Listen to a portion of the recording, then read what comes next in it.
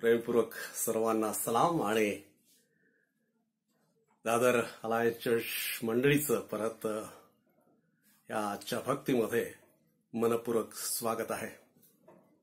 परमेश्वराचे आपण आभार मानू, कारण परत एक संधी परमेश्वराने त्याच्या भक्तीसाठी आम्हाला दिलेली आहे आणि म्हणून नेहमीप्रमाणे आपण ही भक्ती त्याच्या हातामध्ये समर्पित करूया। आपण प्रार्थना करू। जिवंत प्रभू परमेश्वरा, आम्ही तुझे आभार मानतो। आम्हावर दया केली, आम्हावर कृपा केली, आमच्यावर प्रीती केलीस। हा दिवस तू आम्हास दिलास आणि परत ही संधी तुझी भक्ती करण्याची आम्हाला दिली आहे।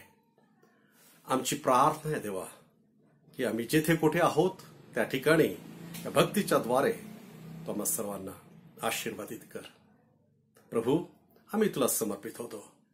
ही प्रार्थना प्रभू येशू ख्रिस्ताच्या नावाने केली म्हणून तो ऐक। आमेन। परत आजच्या भक्तीची सुरुवात आपण एका गीताने करणार आहोत।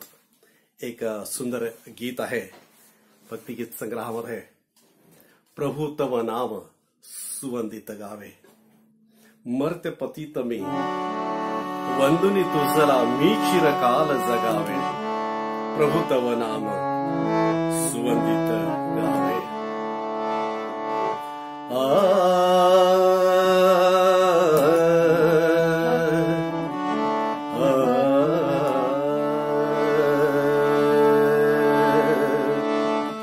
प्रभु तव नाम सुवंदित गावे। प्रभु तव नाम सुवंदित गावे, मर्त्य पतित मी वंदुनी तुझला मी चिरकाल जगावे। मी चिरकाल जगावे। प्रभु तव नाम सुवंदित गावे।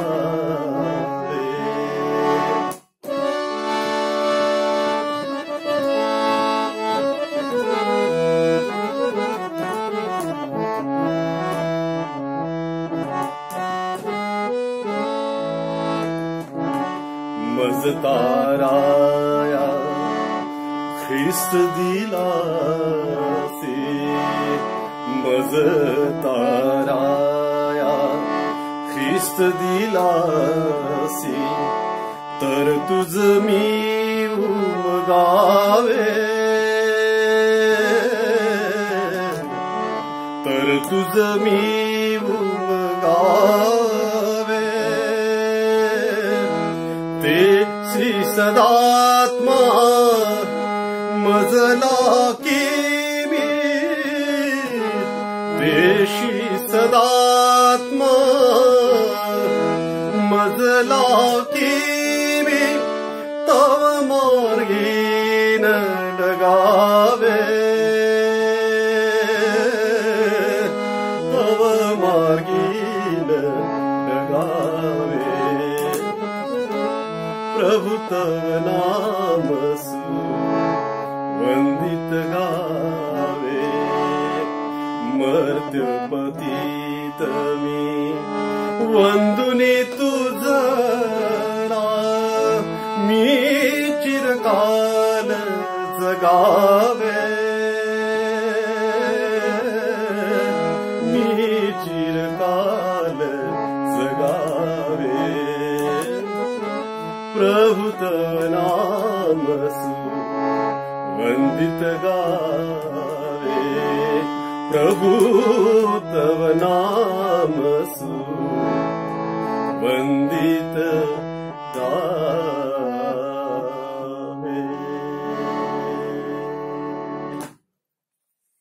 सुंदर गीत आहे, मी चिरकाल जगावे, प्रभु तव नाम सुवंदित गावे।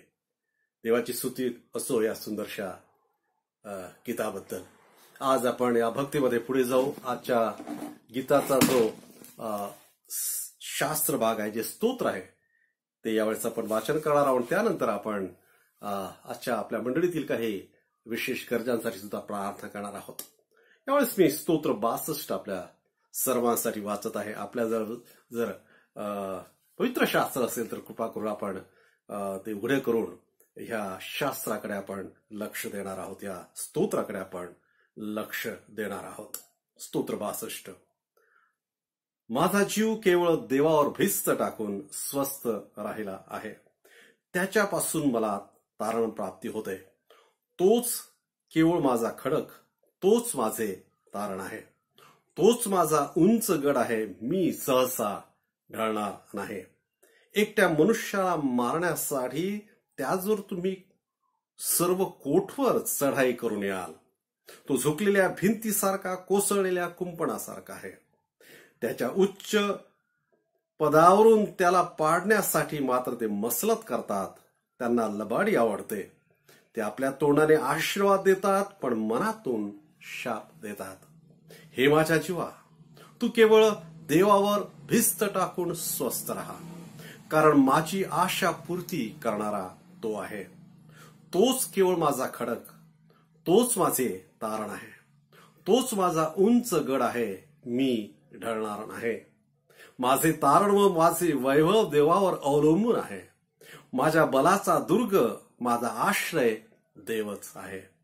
अहो लोक हो, सर्वदा त्याच्यावर भाव ठेवा. त्याच्या पुढे आपले मन मोकळे करा. देव आमचा आश्रय आहे. मानव प्राणी केवळ वाफ आहेत. ते केवळ मिथ्या आहेत. तराजूत घातले असता ते हलके भरतील. ते सर्व वाफच आहेत. जुलूम जबरदस्तीवर भिस्त ठेवू नका. लूट केलेल्याची शेखी मिरू नका. संपत्ती वाढली तरी तिच्यावर चित्त ठेवू नका. एकदा देव बोलला आहे.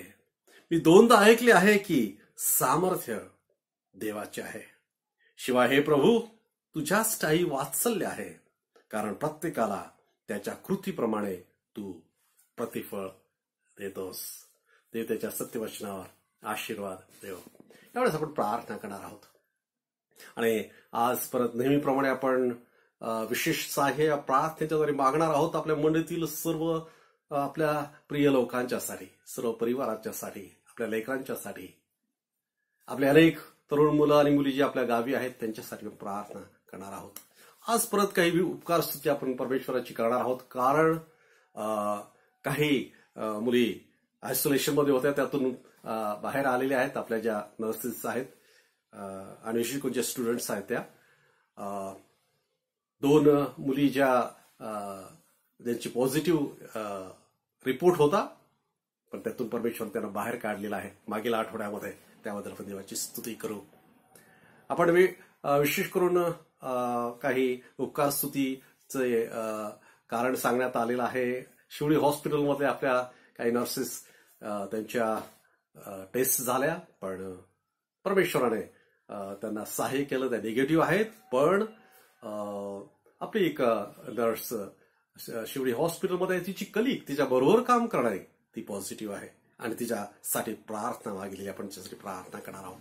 काही आपले बंधू हॉस्पिटलमध्ये आहेत, त्यांच्या प्रार्थनेची गरज आहे. जयेश तोडकर आहेत, मिलिंद नायक आहेत, बापू काळे आहेत. हे रुग्णालयात भरती आहेत आणि पॉझिटिव्ह असल्या कारणामुळे, आणि त्यांना परमेश्वराच्या सहाय्याची गरज आहे. याही व्यतिरिक्त हे आपल्या संपर्कातील लोक आहे आणि माहितीतली लोक आहेत, आणि अनेक लोक आज रुग्णालयामध्ये आहेत.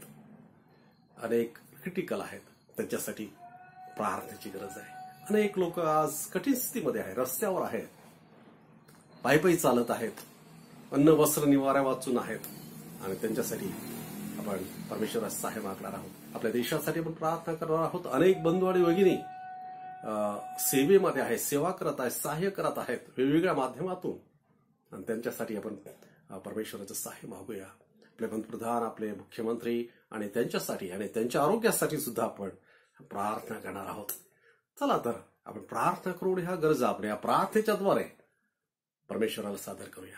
आपण प्रार्थना करू. जिवंत प्रभू परमेश्वरा, आज आम्ही तुझ्या चरणी लीन आणि नम्र होतो आणि आज ह्या प्रार्थना तुला सादर करत आहोत. देवा, आम्ही विशेष करून तुझी स्तुती करतो, कारण येथपर्यंत तू आमचं सहाय्य केलेलं आहे. आणि देवा आमचा विश्वास यापुढेही तू आमचं सहाय्य करत आहे. प्रभू, आज आम्ही जे तू सहाय्य केलं त्याबद्दल सर्वप्रथम आभार मानतो. कारण देवा अनेक आमचे मुली आयसोलेशन मध्ये होत्या आणि त्यांना तू बाहेर काढलेला आहे. आमच्या काही मुली प्रभू पॉझिटिव्ह होत्या, पण आज त्यातूनही त्यांना तू बाहेर काढलेला आहे आणि त्यांना तू पूर्ण आरोग्य दिलं आहे. त्याबद्दल तुझे आभार मानतो. प्रभू, आज विशेष करून मी तुझी स्तुती करतो की शिवडी हॉस्पिटलमधले आमच्या नर्सेस आणि त्यांना तू सांभाळलेला आहे. पण देवा त्यांची जी कलिग आहे, जी पॉझिटिव्ह फॅन झालेली आहे, तिला कृपा करून तो आरोग्य दे. आणि आमचे अनेक बंधू आणि भगिनी प्रभू देव हॉस्पिटलमध्ये आहेत, ऍडमिट आहे आणि त्यांना तुझ्या आरोग्याची गरज आहे, तुझ्या स्पर्शाची गरज आहे. आमची प्रार्थना आहे तुझं आरोग्य त्यांना तू दे. देवा, आमचे सर्व परिवार वेगवेगळ्या ठिकाणी आहेत प्रभू, त्या सर्वांच्यासाठी आमची प्रार्थना आहे की त्या ज्या ठिकाणी त्या आहेत त्या ठिकाणी तुझं सहाय्य, तुझं संरक्षण, तुझं आरोग्य त्यांना तू पुरव. आमची अनेक मुलं आणि मुली गावी आहेत प्रभू, त्या ठिकाणी त्यांना तू सांभाळ आणि देवा त्या ठिकाणी त्यांच्याद्वारे तुझी सेवा घडू दे. त्यांच्याद्वारे अनेकांना तू आशीर्वादित होऊ दे, अनेकांना तुझी सेवा पोहोचू दे, अशी प्रार्थना जी आमची सर्व तरुण मुलं मुली वेगवेगळ्या ठिकाणी आपल्या घरी आहे त्यांच्यासाठी आम्ही प्रार्थना करत आहोत. देवा, आज आम्ही परत आमच्या देशासाठी आमची प्रार्थना आहे. हो प्रभू, कठीण स्थितीमधून आमचा देश जात आहे. कृपा करून देवा आमच्या देशाचं सहाय्य कर. आमचे पंतप्रधान, त्याचप्रमाणे सर्व कार्यकारी जे लोक आहेत, त्याचप्रमाणे आमचे मुख्यमंत्री आणि सर्व जे काही अधिकारी यंत्रणा राबत आहे, आरोग्य जे हेल्थ डिपार्टमेंट आहे, त्या सर्वांच्यासाठी आमच्या अनेक विविध अशा नर्सेस वेगवेगळ्या हॉस्पिटल्समध्ये रुग्णसेवा करत आहे. आमचे पोलीस डिपार्टमेंट आहे, आमचं जे साफसफाई कर्मचारी आहेत, त्या सर्वांच्यासाठी आम्ही तुझ्या चरणी तुझं संरक्षण आणि तुझं आरोग्य मागत आहोत देवा. आणि कृपा करून तुझं आरोग्य त्यांना लाभू दे. प्रभू, परत आम्ही तुझे आभार मानतो की अशा रीतीने या प्रार्थनेच्या द्वारे तू आम्हाला जोडलेला आहे. ही प्रार्थनेचं सहाय्य आणि सामर्थ्य तू आम्हाला दिलेलं आहे. प्रभू, आमची प्रार्थना आहे देवा की असंच या प्रार्थनेमध्ये एकमेकांशी जोडले आम्हाला तू ठेव. जरी आम्ही अनेक लोक आम्ही घरामध्ये आहोत प्रभू देवा, पण देवा ज्या ज्या ठिकाणी आम्ही आहोत तुला जोडलेले तुझ्या प्रार्थनेमध्ये, तुझ्या वचनामध्ये आम्हाला तू ठेव. आणि ह्या दिवसामध्ये अधिक तुझ्या समीपतेचा, तुझ्या जवळीकतेचा, तुझ्या सानिध्याचा अनुभव आम्हाला लाभू दे. देवा, ही प्रार्थना प्रभू येशू ख्रिस्ताच्या नावाने केली म्हणून तो ऐक. आमेन. आज परत परमेश्वराच्या वचनाकडे आपण लक्ष देणार आहोत. मागील माझ्या संदेशामध्ये मी आपल्या समोर एक गोष्ट ठेवली होती आणि ती होती पुनरुत्थित ख्रिस्ताचं आमच्या जीवनातील महत्व. आणि त्यावेळेस मी तुम्हाला सांगितलं होतं की जोपर्यंत पुनरुत्थित ख्रिस्ताचा अनुभव आमच्या जीवनात येणार नाही, आमचं जीवन बदलणार नाही. जोपर्यंत पुनरुत्थित ख्रिस्ताचं दर्शन किंवा जोपर्यंत पुनरुत्थित ख्रिस्ताला शिष्याने ओळखलं नाही, तोपर्यंत त्यांच्या मनातील भीती निघून गेली नाही, त्यांच्या मनाला शांती लाभली नाही, त्यांचं जीवन बदलून गेलं नाही. आज या स्थितीमध्ये, अशा भयावह स्थितीमध्ये, अशांत अशा स्थितीमध्ये, निराशजनक स्थितीमध्ये आम्हाला नक्कीच जोपर्यंत त्या पुनरुत्थित ख्रिस्ताचं दर्शन लाभणार नाही, आमच्या मनातील भीती, आमच्या मनातील दडपण दूर होणार नाही, आम्ही पुनरुत्थित होणार नाही आमच्या मनाने, आमच्या विचाराने, आमच्या जीवनामध्ये. आणि म्हणून पुनरुत्थित ख्रिस्ताचं महत्व आमच्या जीवनात फार मोठं आहे. तो आमच्या ख्रिस्ती जीवनाचा तो जणू काय पाया आहे. एक वचन मी यावेळेस आपल्या समोर ठेवू इच्छितो. पौल लिहितो करिंथकरास पहिले पत्राचा 15वा अध्याय आणि 14व्या वचनामध्ये. त्यामध्ये फार स्पष्टपणे त्यांनी लिहिलेलं आहे. असं तो म्हणतो, आणि ख्रिस्त उठवला गेला नाही तर आमची घोषणा व्यर्थ व तुमचा विश्वासही व्यर्थ आहे. पुनरुत्थित ख्रिस्तामुळेच तो म्हणतो की आमच्या विश्वासाला, आमच्या घोषणेला, आमच्या जीवनाला अर्थ प्राप्त झालेला आहे.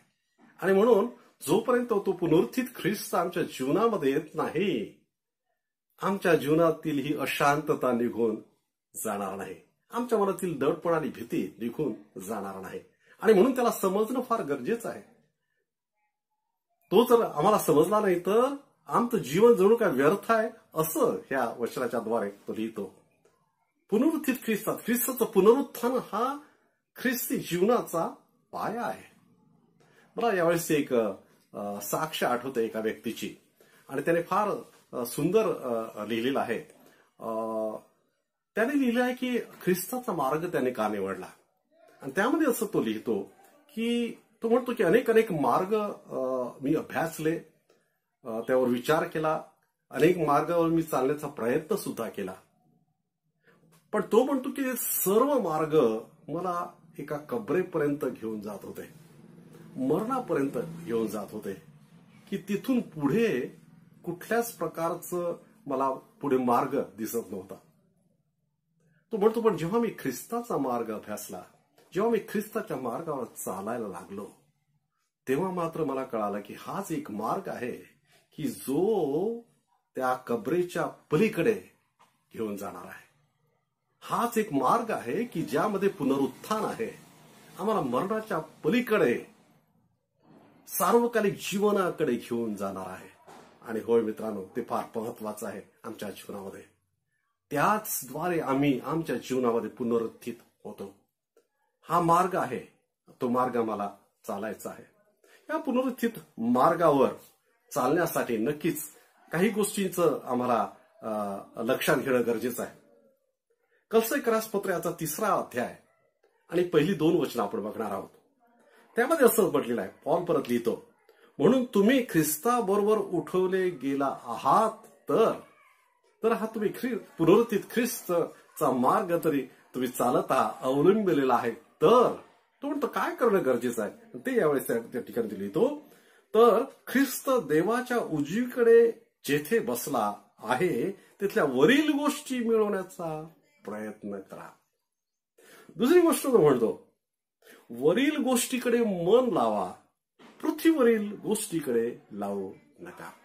3 गोष्टी या ठिकाणी सांगितल्या आहे. पहिली गोष्ट तो म्हणतो, दुसऱ्या वचनामध्ये जे लिहिलंय की वरील गोष्टीकडे मन लावा. पण त्याबद्दल तो म्हणतो की तुम्ही पृथ्वीवरील गोष्टींकडे तिथून मन काढा. मला असं वाटतं आज फार महत्वाची ती गोष्ट आहे. जर आम्ही पृथ्वीकडे बघायला लागलो, जगात जर बघायला लागलो, कठीण परिस्थिती आहे. ह्या परिस्थिती आमच्या मनावर एक फार मोठं दडपण आणणार आहे. भयावह आहे, भयानक अशी स्थिती आहे, अफरातफरी आहे. कुठल्याच प्रकारची आशा दिसत नाही. मोठमोठे लोक हतबल झाले दिसत आहे. जर आम्ही जगातल्या गोष्टीकडे बघत आहोत तर आम्ही कुठे बघत आहोत. आणि जर आम्ही पुनरुत्थित ख्रिस्ताचे अनुयायी आहोत, त्याच्या पुनरुत्थित मार्गावर चालणारे जर आम्ही आहोत, तर या वचनाप्रमाणे आम्हाला ते लक्ष तिथून आम्हाला काढायचं आहे. ते काढून आम्हाला एका ठिकाणी लावायचं आहे. आणि तो म्हणतो त्या ख्रिस्ताकडे ते लक्ष तुम्ही लावा. पहिली गोष्ट, आम्हाला इथून लक्ष काढा. या अशा स्थितीवर तुम्ही अडकून राहू नका. तुमचं लक्ष तुम्ही तिथं केंद्रित करू नका. तिथून तुम्ही काढा आणि वरील गोष्टीकडे आपलं लक्ष लावा. आज आपलं लक्ष कुठे आहे? या स्थितीमध्ये आपण कोणाकडे बघत आहोत? देवाचं वचन आज आम्हाला सांगत आहे, या स्थितीमध्ये त्या ख्रिस्तावरील लक्ष तुम्ही विचलित होऊ देऊ नका. त्याकडे तुमचं लक्ष लावा. आणि या ठिकाणी म्हणून तो म्हणतो की देवाच्या उजवीकडे जेथे बसलेला आहे ख्रिस्त, त्याच्याकडे तेथील वरील गोष्टी मिळवण्याचा प्रयत्न करा. आणि त्यामध्ये तो म्हणतो की ह्या गोष्टी तुम्हाला प्रयत्नपूर्वक करायच्या आहेत. प्रयत्नपूर्वक करायच्या आहेत. आणि म्हणून ह्या सोप्या गोष्टी नाही. अशा या स्थितीमध्ये जेव्हा आपण जीवन जगत आहोत, आमचं मन विचलित होणं, आम्हाला भय, भीती, दडपण येणं साहजिक आहे. पण आम्हाला तो प्रयत्न करायचा आहे. ख्रिस्तामध्ये आम्हाला तो प्रयत्न करायचा आहे. आणि आम्हाला त्यासाठी ठरवायचं आहे की कोणती गोष्ट आम्हाला कुठे त्याचं स्थान ठेवायचं आहे. आम्हाला तिथून लक्ष काढण्यापुढे पूर्वी आम्हाला प्रायोरिटीज ठरवायचे की आम्हाला आमचं लक्ष कुठे ठेवायचं आहे. आम्हाला कोणत्या गोष्टीकडे महत्व द्यायचं आहे. अनेक वेळेस आज आपण चर्चा ऐकत आहोत की या सर्व स्थितीला जी आज निर्माण झाली आहे, कशामुळे, काय कारण आहे? अनेक विचार मांडले जातात, अनेक थेअरीज आहेत. पण मला असं वाटतं या ठिकाणी जी गोष्ट सांगितलेली ती फार महत्वाची आहे. आपण चुकत आहोत, जग चुकत आहे, आमच्या प्रायोरिटी चुकत आहेत. ज्या ठिकाणी ज्या स्थानावर जी गोष्ट असायला पाहिजे त्या ठिकाणावर आम्ही ती काढलेली आहे. परमेश्वराचं स्थान आपण काढून टाकलेलं आहे, आमच्या जीवनातून काढून टाकलेलं आहे. आमच्या एज्युकेशन सिस्टम मधून परमेश्वराचं स्थान आम्ही काढून टाकलेलं आहे. आमच्या कुटुंबामध्ये परमेश्वराला स्थान उरलं नाही. आमच्या व्यवसायामध्ये तर कुठेच परमेश्वराचं स्थान आम्ही ठेवलेलं नाही आहे.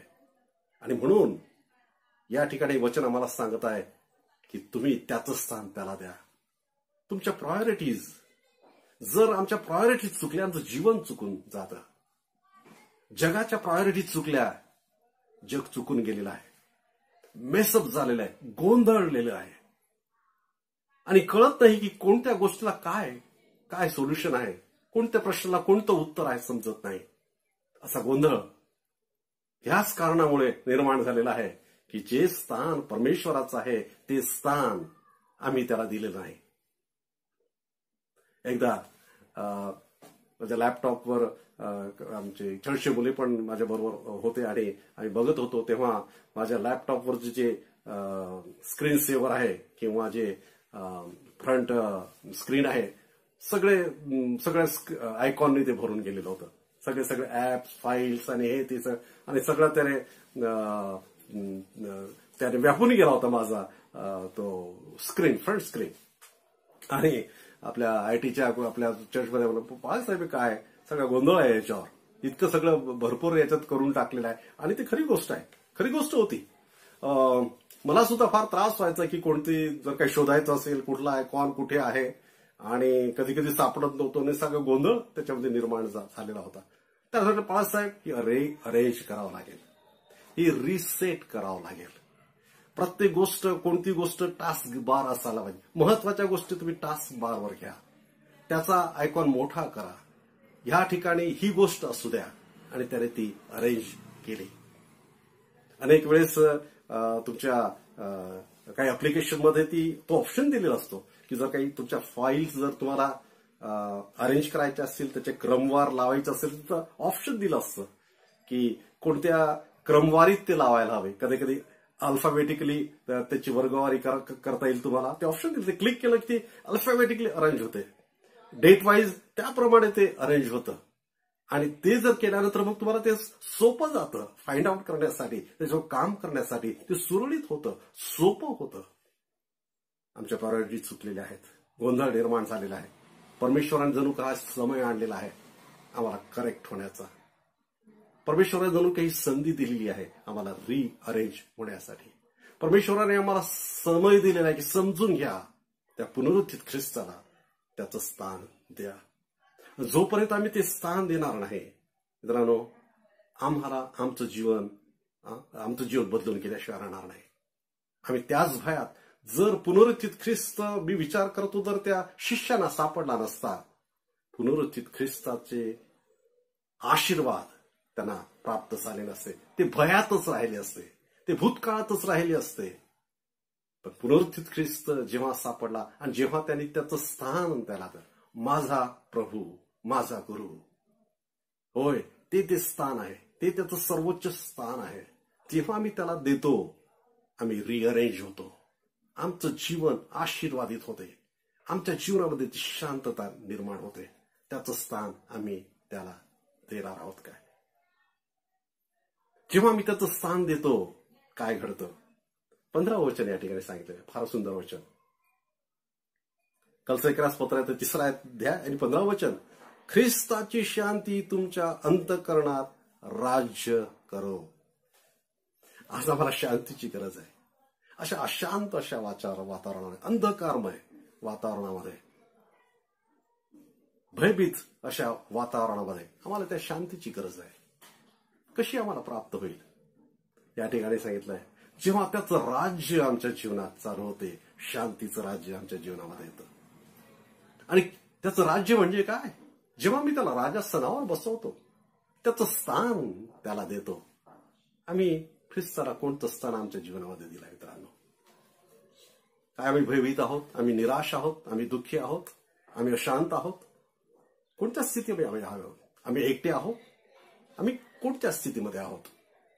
त्याचं स्थान त्याला द्या. जेव्हा त्याचं स्थान आम्ही त्याला देतो, इथे असं म्हटलेलं आहे, ख्रिस्ताची शांती तुमच्या अंतःकरणात राज्य करते. त्याचं राज्य सुरू होतं जेव्हा आम्ही त्याला आमच्या जीवनाचा राजा बनवतो. कोणत्या स्थितीमध्ये आम्ही आहोत? जर तो आमच्या जीवनामध्ये राज्य करतो, मित्रांनो, कुठल्याही भीती आमच्या जीवनामध्ये येऊ शकत नाही, राज्य करू शकत नाही. कुठलंही भय नाही, कुठली निराशा नाही. त्याची शांती आम्हाला प्राप्त होते. मागील आठवड्यामध्ये काही नर्सेस मुलीशी बोलत होतो. आयसोलेशनमध्ये, क्वारंटीन अशा स्थितीमध्ये त्या होत्या आणि फार कठीण आहे. अलिप्त, मित्रांपासून वेगळं, कुटुंबापासून वेगळं, कुठलाच प्रकारचा संपर्क नाही. अशा स्थितीमध्ये जे एकटेपण आहे फार कठीण आहे. आणि त्या सांगत होत्या की तरीही ती देवाची शांती त्या ठिकाणी त्या अनुभवत होत्या. त्याचं कारण एकच, ख्रिस्ताची शांती त्यांच्या जीवनामध्ये राज्य करत होती. जेव्हा आम्ही त्याला प्रथम स्थान, इतकंच काय, त्या सांगत होत्या की इतर मुलींना फोनवर त्या धीर देत होत्या ज्या कोरोना पॉझिटिव्ह होत्या त्यांना. होय, ती शांती, ती धैर्य, ती ॲबिलिटी परमेश्वर तुम्हाला देतो. त्यासाठी नक्कीच ख्रिस्ताला तुमच्या जीवनामध्ये राज्य करू द्या. त्याला त्याचं प्रथम स्थान द्या. मित्रांनो, जेव्हा मी त्याला प्रथम स्थान देतो, तो आमच्या जीवनामध्ये राज्य करतो. आम्हाला कसली भीती नाही.